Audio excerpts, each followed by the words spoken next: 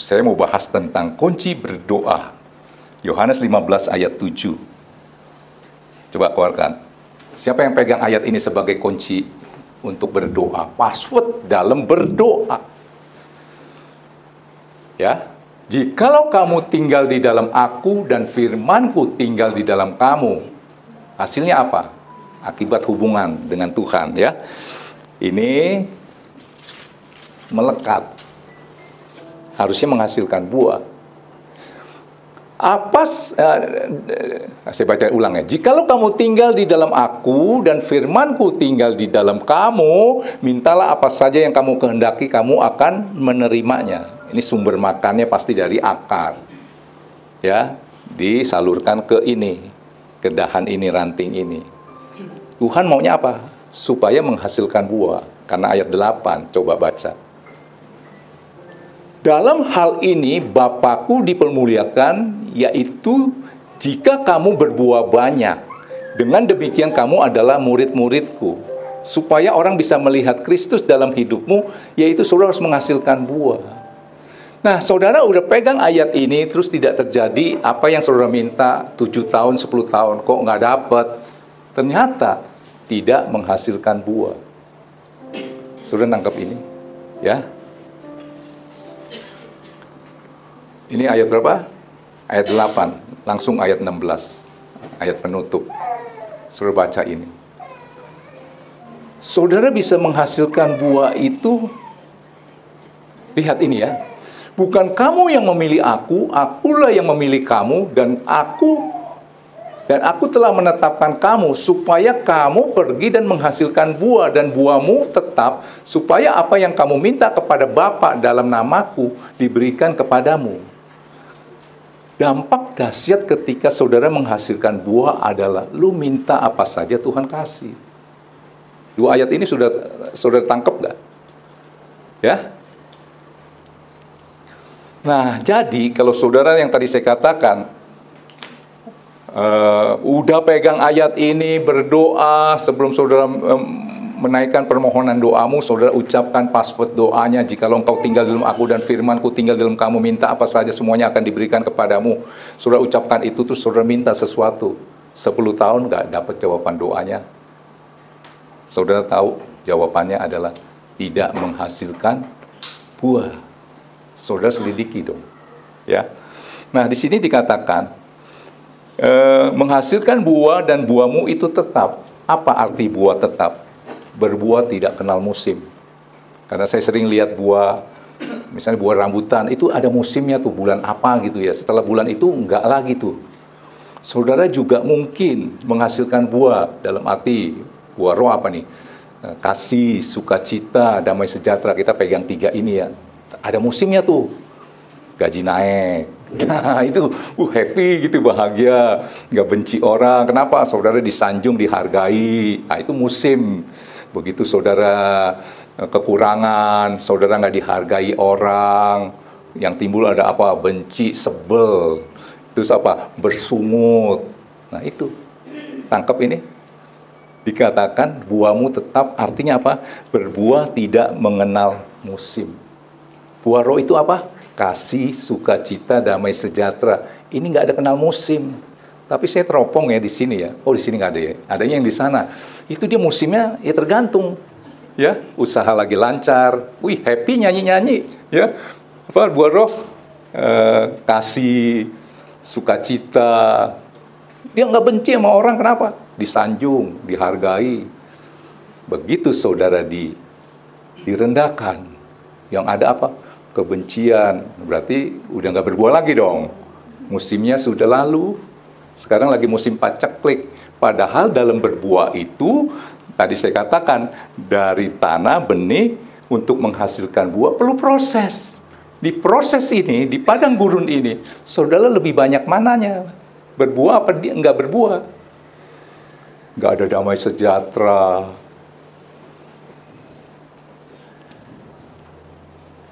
Kenapa? Lepas dari Tuhan. Ibadah nggak terlalu penting, 2 bulan sekali aja. Bisa dia menghasilkan buah? Ini kayak begini nih hasilmu nih nanti.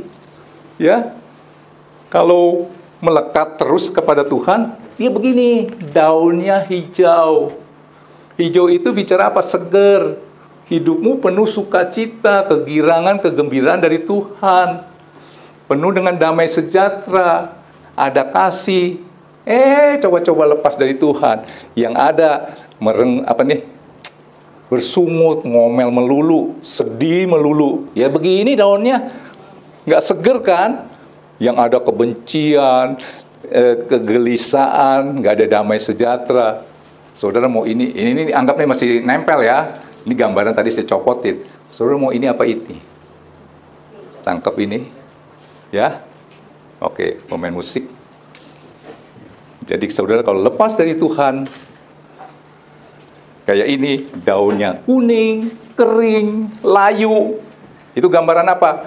Adanya kedukaan, kebencian, kepahitan, selalu bersungut, tidak ada sukacita. Haleluya. Oh, ya Ramas. Singer, WL boleh.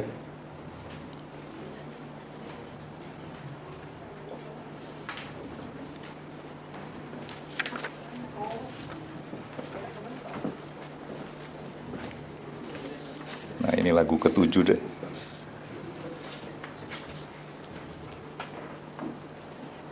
Lagu ke-7 ya, di A ya. Saya undang saudara bangkit berdiri. Saudara tahu lagu ke-7 ini, musiknya boleh dialun dengan lembut. Pengarangnya siapa? Apakah dalam keadaan normal? Tidak. Cacat fisiknya. Matanya buta. Yaitu Fanny Crosby. Saudara dikondisikan dengan mata buta sejak dari usia 6 minggu. Saudara bisa bayangkan. Oleh karena salah kasih obat, dia meninggal 90 lebih. Dan quote dia, perkataan dia berkata begini. Buta, Fanny Crosby ya. Usia meninggal 90 lebih. Satu hari dia ulang tahun, di ulang tahun 90. Dia ngomong begini. Saya adalah orang yang paling bahagia di dunia. Kalau ada orang yang lebih bahagia dari saya, tolong dong kenalin saya. Saya mau ucapkan selamat. Dia merasa dia adalah orang yang paling bahagia. Tapi kondisi fisiknya saudara tahu. Buta sejak usia 6 minggu. Salah obat. Gak pernah bisa melihat sampai akhir hidup. Dia cipta lagu begitu banyak. Ribuan. Dan lagu itu menjadi berkat buat banyak orang. Nah lagu ini kita mau nyanyikan. Kok dia bisa ngomong begini? Di A ya. Ku berbahagia,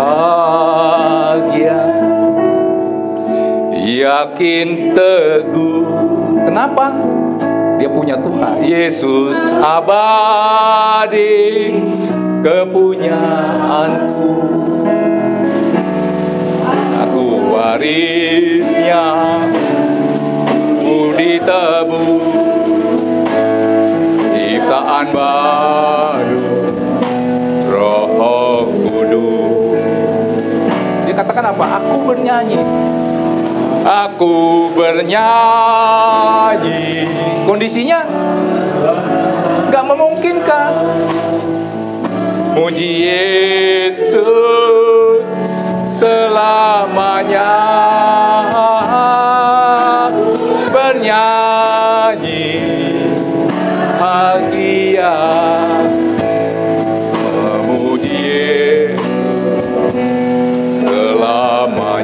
Biar musik mengalun dengan lembut. Saudara udah nangkep pesan Tuhannya, didukung dengan ciptaan daripada Fanny Crosby. Secara hitung-hitungan, Fanny Crosby itu harusnya mengeluh. Kenapa saya harus buta? 6 minggu, usia 6 minggu dia buta oleh karena salah obat. Di balik yang tidak baik, ada maksud Tuhan. Dengan butanya dia dapat menciptakan banyak lagu yang jadi berkat. Saudara bisa nangkep ini. Sehingga dikatakan saya adalah orang yang paling bahagia. Kita nggak bisa habis pikir pakai logika. Kok bisa dia bilang aku adalah orang yang paling bahagia? Kenapa? Ada Tuhan. ada Yesus. Maka saudara harus tetap melekat dan selalu undang Yesus. Panggil Yesus. Satu hari saudara tidak boleh tidak memanggil Tuhan Yesus. Bangun tidur berseru, panggil Tuhan Yesus. Maka saudara akan berkata,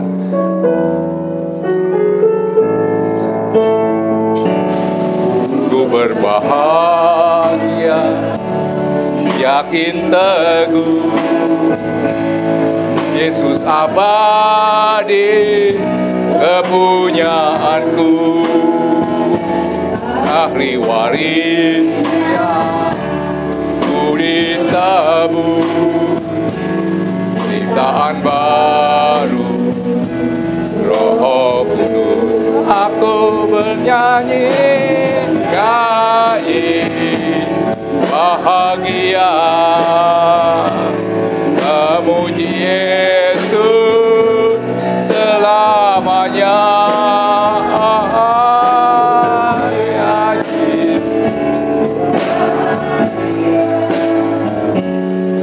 Memuji Yesus selamanya. Mau nggak saudara begitu bangun tidur, aku bernyanyi, begitu melek nih ya, bahagia. Katakan, saya adalah orang yang paling bahagia di dunia. Memuji Yesus selamanya. Aku bernyanyi. Nyanyi kenapa? Bahagia. Memuji Yesus selamanya. Selidiki hatimu. Begitu melek saudara, apa sih yang diucapkan pertama kali? Sumpah serapah, bersungut, atau mengucap syukur? Saya sering kumandangkan hal ini. Tapi kalau saudara nggak praktekkan, saudara kebangetan deh. Kan berulang-ulang saya bilang, bangun tidur jangan ngomong yang lain dulu. Ngomong tentang Tuhan Yesus. Mau ya? Besok begitu bangun tidur hari Senin, apalagi yang kerjanya jauh, udah ngomel, macet, perjalanan 1 jam, 2 jam, ucapin ini. Saudara bisa melihat perubahan dalam hidupmu. Menghasilkan buah apa tadi? Kasih, sukacita, damai sejahtera. Jangan bangun tidur langsung ingat musuh, kebencian, kepahitan. Mau ya? Aku bernyanyi. Wih, Tuhan senang, bahagia. Memuji Yesus selamanya. Aku bernyanyi, bahagia. Memuji Yesus selamanya. Aku bernyanyi, bahagia. Memuji Yesus selamanya. Oh, bahagia.